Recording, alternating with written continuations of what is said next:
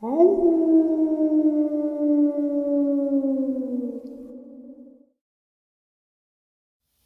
and salutations, everyone. I hope everyone is still doing well, and welcome to tonight's bonus. Before we jump into it, a couple links. As you know, I rely on Patreon, PayPal, channel membership, and merch to help the channel to continue to grow and go. Links to Patreon, PayPal, and the membership are in the description below. Merch displayed directly under the video. Also, Dogman Frightening Encounters, Volume 1 through 3, the audiobook versions. They were written and researched by Tom Lyons, narrated and produced by me, Jeff Nadolny. Those audiobooks are available on Audible, Amazon, and iTunes, links to which are also in the description as well. And finally, last but definitely not least, if you'd really like to help support this channel to continue to grow and go, simply subscribe. It does not cost you a cent. Click that like button, takes half a second. If you don't want to miss out on any of the informative uploads I put out daily, click that bell icon, and folks, please leave a comment. Why? Well, because all of these things, they really do help this channel to continue to grow and go. And folks, they definitely matter. Now, everyone, I have taken far too much of your time. Let's jump into tonight's bonus, shall we? Alright guys, so tonight's bonus upload, I have got some Michigan Dogman encounters, an encounter out of Oregon. Also, I have some very interesting Michigan Dogman photos. First set of photos we are going to look at are from a subscriber, and he shared these photos with me, stating that they were from a Trailcam he had set up out in his woods behind his house in Michigan, and he has seen multiple dogmen surrounding his property. And supposedly, like I said, I was not there. He had captured these on his Trailcam. Now, the first one we're going to look at is, and I apologize, I can only, these photos are only 9:16. That's all YouTube grants me. But you can actually, the first one you can see is it's eye set. Supposedly it's eye set, and you can kind of see that it's kind of have a dome like head structure. Then there's a photo that we're going to look at of fur, and then another photo where apparently it was trying to take down his Trailcam with its mouth. You can see a large canine. He had said that he had a few Trailcams set up on his property at one point, and one of his Trailcams had just been mauled mauled beyond repair, or the damage was so extensive that he couldn't use it anymore. And he thinks that this photo that he captured with its mouth is what this one was trying to do. You can actually see the canine tooth. And it has, if you really look at these teeth, they almost have a square to them with that canine in the back. So I'm not sure. I didn't take them. I'm just going off of what this gentleman said to me. But I've looked at them. And like I said, you can look at the mouth structure and see the canines. But then the front teeth don't look like dog teeth at all. They don't look like feline either, like a wild, mountain lion, cougar, wolf, whatever. These very strange looking teeth. So these are the photos from a Michigan subscriber and supposedly Michigan Dogman. Now, the photo that we are going to see throughout the rest of the video is supposedly a photo taken in Onaway, Michigan by a teenager in the back of his parents' car back in 2004. They had passed it, and he turned and took this photo. Once again, I wasn't there. I'm just sharing it with you to see what you guys think, but I do have some really awesome Michigan encounters. I also have a really interesting video clip to share with you that'll be in this video as well. So let's get into the rest of it. Today's first encounter comes to us from Oregon. I live in the mountains about 10 miles outside of a small town. I live near a winding back road highway well known for its many fatal accidents, a lot of which happen to be collisions with animals, deer, small rodents, sometimes more often than not, mountain lions. I grew up in the country my whole life, so I've seen just about every wild animal my side of the state has to offer, whether alive or roadkill. Recently, I saw one that I could neither identify or rationalize. My husband and I had stopped for dinner with a coworker in town down that windy road from our home. Once it grew close to midnight, I knew we should be heading back. My husband insisted he wanted to stay a bit longer to have a drink with his buddy. Reluctantly, I agreed that he could stay, even though he knows I hate going home late by myself. We have about a half-a-mile driveway leading to our home, which is blocked off by a padlocked gate. I get paranoid every time I have to get out of my car and unlock the gate, pull inside, and then relock the gate behind me. Not that I'm afraid of someone attacking me, but way up in the country, a wild animal mauling me. The number of mountain lions and bears in our area was definitely above average. I headed back home alone, my husband promising me he'd only be about another hour. I took the dangerous road extra cautiously this evening. The thick cover of trees surrounding the road made it pitch black. After finally arriving to my road, I hit the gravel faster, eager to get inside. What I saw next made me slam my brakes so hard I fishtailed a bit, scattering gravel every which way.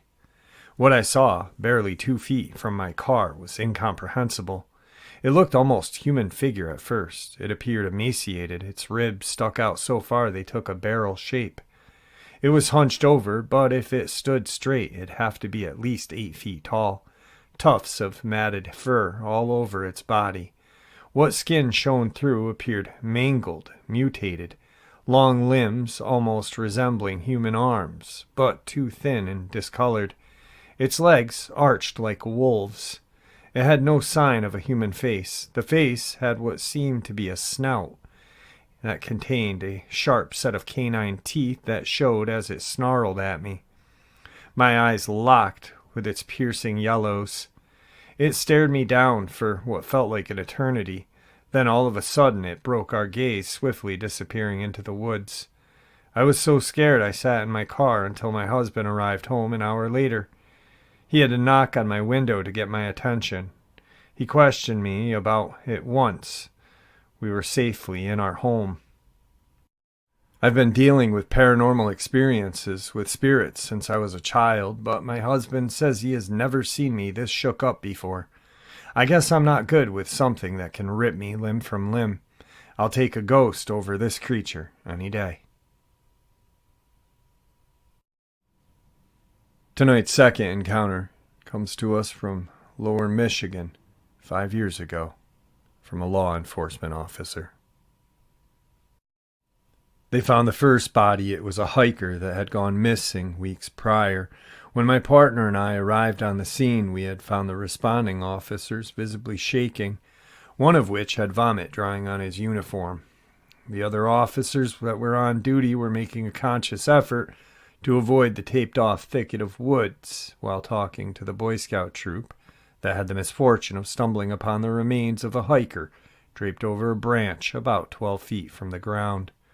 My partner and I went under the tape and headed over to the tree to investigate the scene.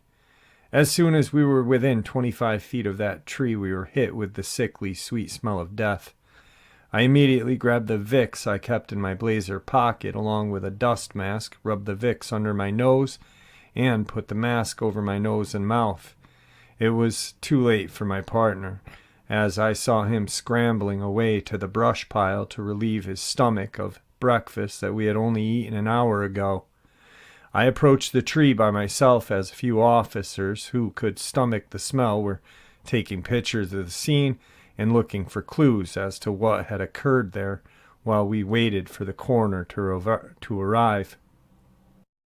My first instinct was that the unfortunate hiker had come across a female bear and her cubs, but the suspicion was soon allayed when I saw the remains of the body for the first time. It was draped over a branch backward, with the top 3/4 of its skull and face barely hanging from the back of its scalp. Its silver-white hair flowed in the gentle breeze. He looked to have been about 6 feet and roughly 180. There was no way a bear native to Michigan could drag a corpse 12 feet into a tree, not to mention that there would be no reason for a bear to do that. I had briefly thought about a mountain lion attack, but cougars were extremely rare in the lower peninsula, and they usually bury what meat they don't immediately consume. All of these thoughts went through my head in about 2 minutes while I stared at the carnage before me. While I initially ruled out an animal attack, I thought it best to contact the DNR over to Cadillac to confirm my theory. Once my partner stopped puking and approached the tree now wearing his mask, I had him call DNR post to see if there was an officer in the area that could come and investigate. We were in luck, as there was an officer in Bitely that would be on scene about 15 minutes. By this point, the local news crews had arrived and were pestering the officers for a lead.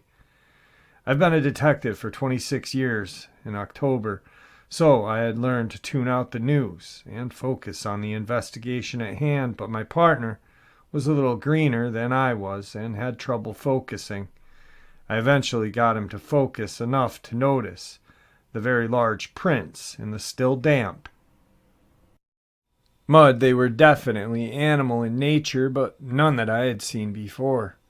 Paired with incredibly deep scratch marks around the tree's trunk, it was now decidedly better that we had contacted DNR. Once DNR arrived, I was pleasantly surprised to see a shapely young woman instead of an older man I was expecting in the area. While she was young, she was incredibly knowledgeable about the area and wildlife. She was actually a member of the local Potawatomi tribe, which would explain her knowledge of the area and wildlife. She explained the monstrous prints were canine in nature, but for the prints to be that large, the animal in question would have to be enormous, at least 400 to 500 pounds, and over 7 feet tall if on its hind legs. What I hadn't noticed until she said was hind legs. They appeared to be an approximate gape of a very large man and not canine. The newspaper article eventually read Mountain Lion Attacks Hiker, but I know that not to be true, and so does that DNR lady. Today's third encounter. This happened not too long ago, and I really need to share it to get it off my chest. I live in the deep south, and as such, I am used to traveling long stretches of highway without streetlights or civilization. I honestly prefer it, but that's because I'm in the safety of my vehicle. Walking in it is not the same. I was coming back home from visiting my sister a couple of counties over. She had gotten sick at the very beginning of the pandemic and almost died from it. She recovered, obviously, but her lungs suffered a good bit of damage. So I go and visit when I can now that everything is semi-back to normal. It's about a 4 to 5 hour drive, and I had left later than I intended, just because I got caught up talking. Once I got on the highway that will take me straight home, houses become sparse, and no streetlights can be seen, except for a few near houses. About 10 miles away from my home, my check engine light pops on, and no sooner did I look at it, my car began making this god-awful noise, and I had to pull over. Using the light from my phone, I tried looking under the hood, but couldn't see anything by this measly light. So I called my wife to come pick me up, and I would deal with it in the morning. No answer. She had a bad habit of letting her phone die and not realizing it. Calling a tow truck was not worth it because I'm so far out. By the time they get there, I could have walked home. So that's what I did. I'm in okay shape, and it's a straight shot home, so I figured no biggie. It was a peaceful walk for about an hour. It was a moonless night, but the stars were out and the crickets were chirping, but I realized that they had gone silent, and then I could swear I heard footsteps behind me. I stopped, and nothing. I guess it must have been my steps echoing, and I start walking again. There the steps were again, so I stopped. Same thing. I was a bit freaked out now and decided to experiment. I began walking again, and when I heard the steps, I increased my speed slightly. I could still hear the other steps matching my own. So, as a final test, I stopped suddenly. I heard 2 extra steps behind me. Now I know something was following me. My mind raced. Was it an animal? A meth head thinking they were going to rob me. As I was standing still, wondering what the hell to do, I heard 1 heavy step, and that's all I needed. I bolted. Now I could hear heavy footfalls, not even trying to disguise themselves. I knew I couldn't keep this up, and it was gaining on me. About that time, karma, divine intervention, whatever you want to call it, happened. A light appeared behind me, and I could hear an engine, but I didn't dare look behind, lest I slowed. A second or so later, a truck skidded to a halt next to me, and I heard a voice shout, "Jump in." I didn't need to be told twice. I grabbed the side of the bed and rolled in the back, and no sooner had I, the driver sped off so fast I slid into the tailgate. I didn't really care. I looked back, but it was so dark I couldn't see anything, but I swear I heard a growl over the truck's engine. I looked back toward the cab, and the driver was opening the back window and had his interior light on. I recognized that it was my neighbor, about a mile apart, but still. I poke my head in the cab and tell him thanks. He looks at me with these wide eyes. WTF was that? I don't know, man. I just heard it chasing me, and I never stopped to look. He told me that he had seen my car some ways back and wondered if I needed any help, so he drove slowly looking for me. He said he spotted me running, and some giant, vaguely human shape was chasing me. He said it looked to be just shy of 7 feet by his guess and as wide as a barn. I asked him if he thought it was a bear, and he looked at me and said, "Do you think it was a bear? I don't." We rode in silence to my house, where he dropped me off, and we'd go in the morning to see about the vehicle, he said. I thanked him and hurried inside and locked the door. Next morning, my wife was hysterical that she had let her phone die and I needed help, but I told her it was okay. I didn't tell her what had happened, though. My neighbor came around 9 a.m. and we drove out to my car. We decidedly did not talk about the night before, but that went out the window when we got to my car. It was destroyed. All the windows had been shattered. The tires looked like they had been slashed by some kind of claw. It looked like the Hulk had gone to town on it. Dents covered almost every inch. Worst of all, there was a deer carcass lying on the roof with its belly ripped open. That encounter reminded me of an encounter I had a subscriber send me about a year ago, maybe a year and a half ago. I'm going to go off the top of my head with it, but it's always kind of just sat there as something really terrifying that could happen to any of us driving a vehicle. So the guy was in his vehicle. He had just come back from a business meeting or something, and heading home out of state. And he was down south in some rural roads, which was the only way to get to where he needed to go. And as he's driving, he pops a tire. His tire just pops. Probably a hot day or something. I don't really remember. Like I said, it was about a year and a half ago. I remember he'd gotten a flat. So he gets out of his vehicle. He gets his jack out, his spare, jacks it up, starts changing the spare. And as he is done changing the tire, he's got his donut on, and he's putting the lug nuts on. The main tire is sitting outside of his car, and he's got his jack down now because he's tightening up the lug nuts, so it's not jacked up yet, or anymore, excuse me. But everything is out of the trunk of his car. His trunk's open and everything. And he sees out of like the peripheral a large kind of creature go into the woods. Dark colored, really dark. Not bipedal, quadruped. And he then kind of just starts to rush a little because he's like, was that a wolf? Was it a bear? What was it? And as he's tightening up like the last lug nut, he hears a growl, and he looks back over, and this creature, Dogman, still on all fours, pops its head out of the woods where it had just entered and is now staring at him. And it gets into the road. It's maybe 50, 60 feet from him, and absolutely huge on all fours. Well, he's got his tire iron in one hand. One lug nut is the only thing that he's got to tighten. And he's looking at this creature. He's, thinking, what do I do?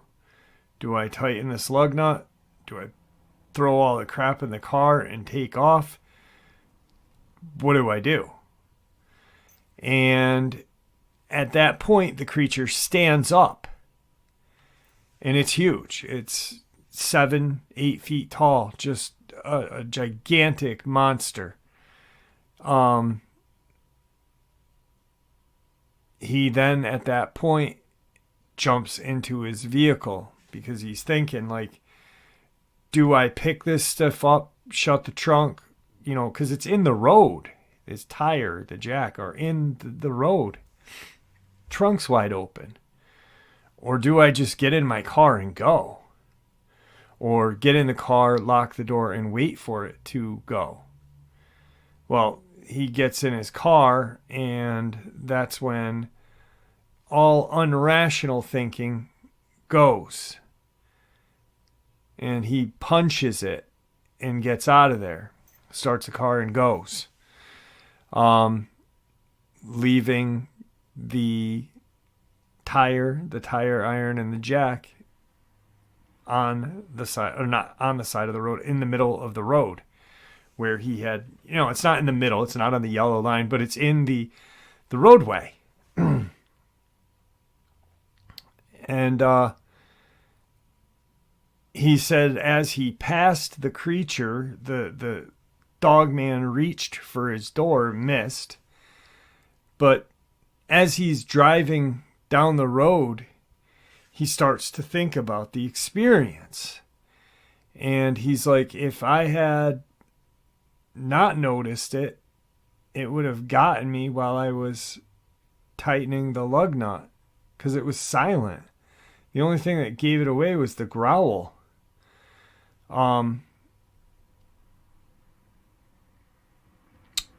So he starts to think about the size of this creature. And he's like, if I had stayed, this thing could have ripped the door off of the car, and I would have been just gone or dead on the side of the road. And yeah, it was about a year and a half ago, because that experience then led me to think about Nancy Shaw, Dr. Nancy Shaw, who mysteriously was found in a ditch on the opposite side of the road from where her car was, car door wide open, and she's found in a ditch. A very prominent doctor. She's super smart, had a lot of people looked up to her, and this and that. Well, when they found her car, they found it pulled over to the side of the road, and she's in a ditch, badly, ripped up, attacked, just clearly attacked, bite marks, claw marks, and doors wide open. And then, like a year or two later, they try to say, this is in the middle of nowhere on Skyline Road in Georgia. And then they try to blame it on some guy like a year later and say it was his dog that did it. But there's just no way that this would have happened.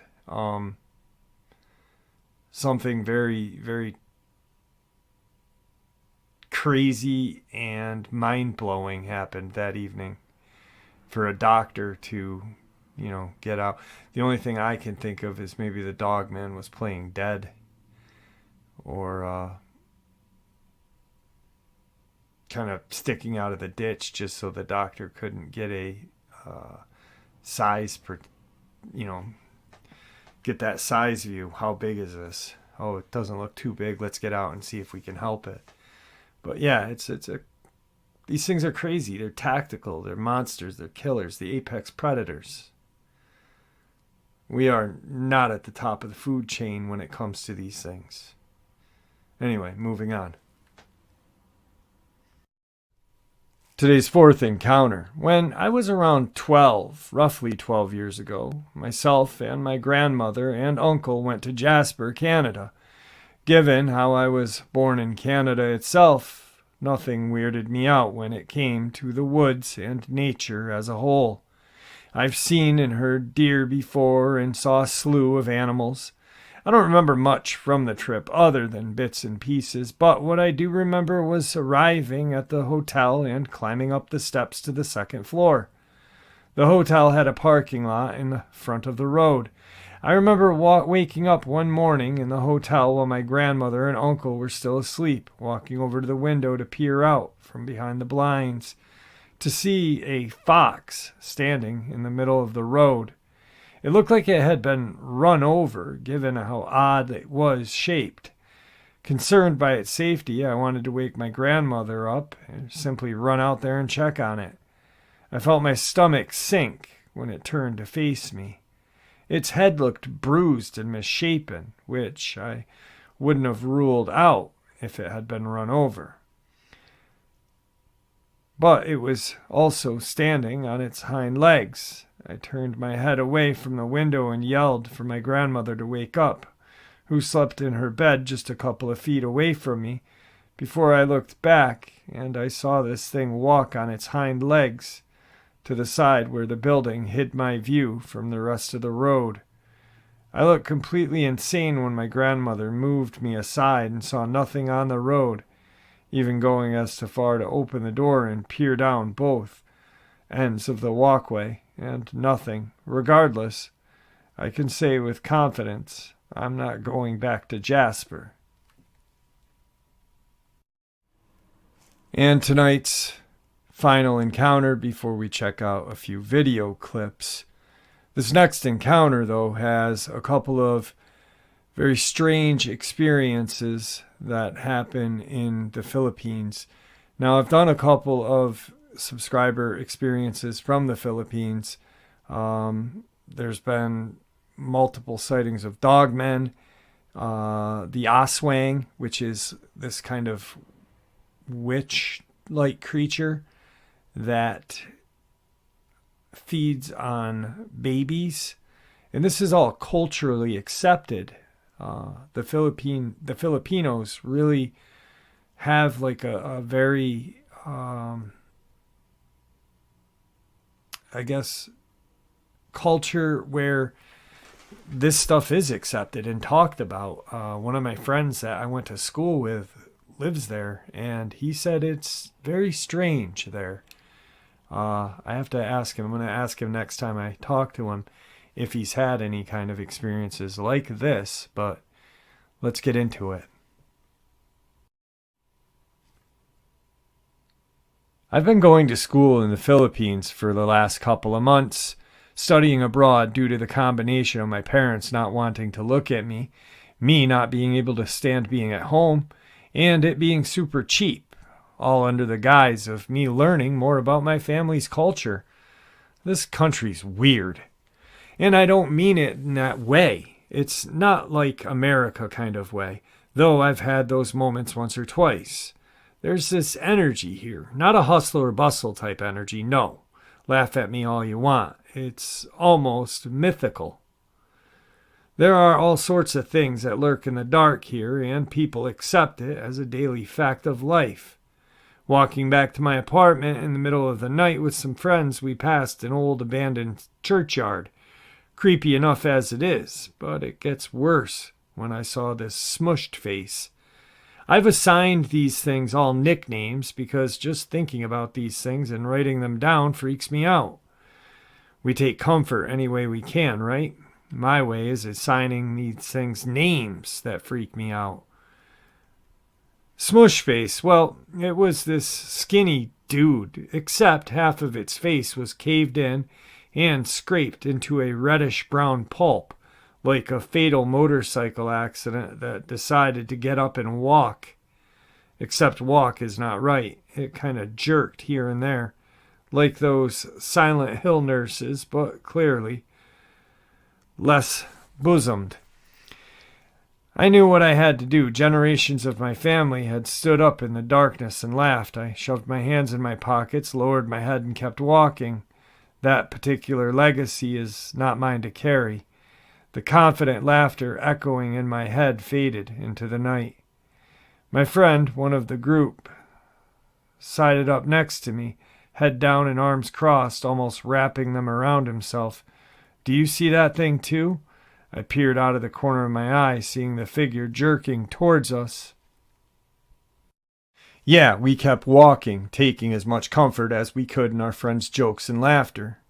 The thing vanished as soon as we were far enough away from the churchyard.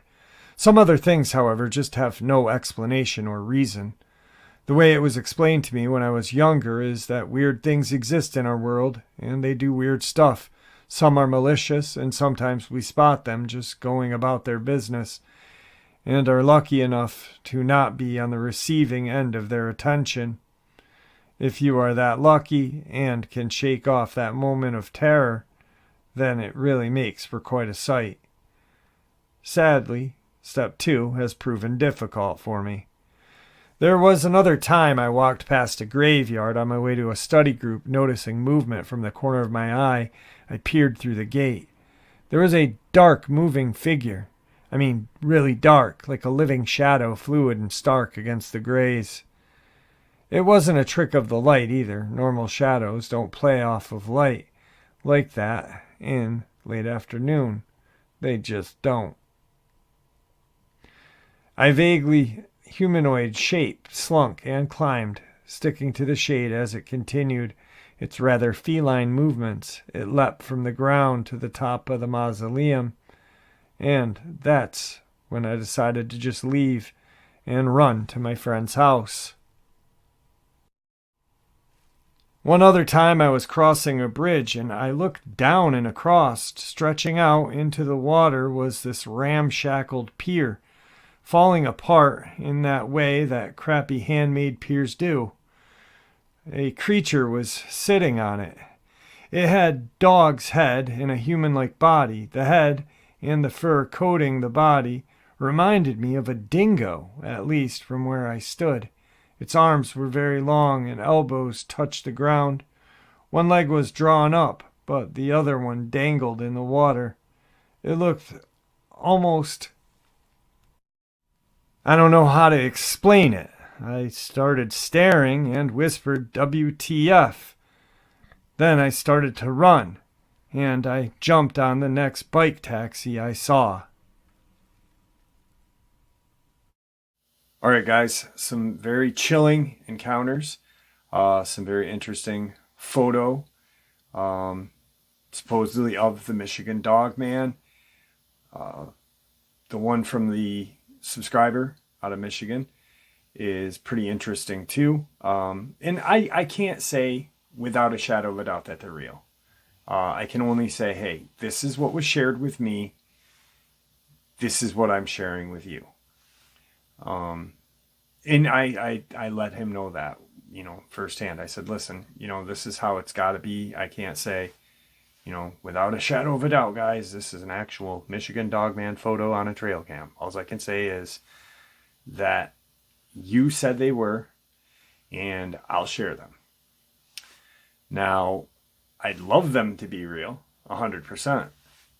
He really does appear to be an honest guy and a decent guy, so hopefully they are real.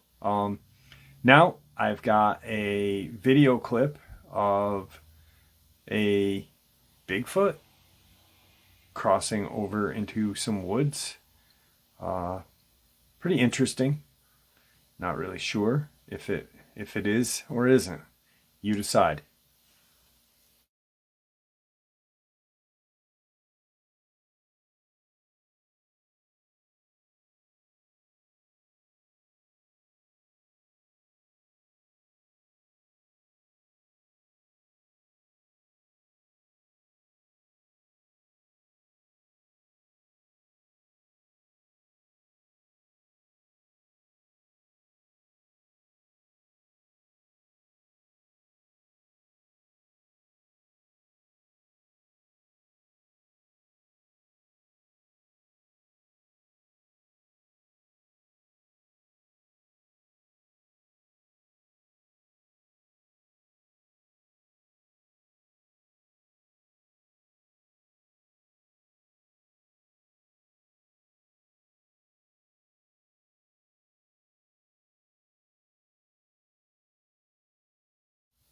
All right, folks, that was tonight's bonus upload. I hope you enjoyed it as much as I enjoyed sharing it with you.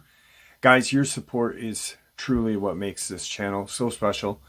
What makes this channel grow and go. You guys are the foundation of this platform, the heart of this channel. So thank you. Honestly, without you guys, this channel would be nothing. Your guys' ideas, your theories, your experiences shared here only make all of us that much more informed about these creatures. We work as a collective, which is awesome.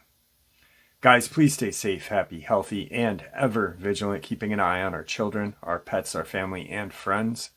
These creatures are real, they are out there, and they are dangerous. Let's share a little bit of information, that same info we share here with each other on a daily basis, with the people that we love and care about, and it just may save some of their lives someday. Until next time, God bless you all.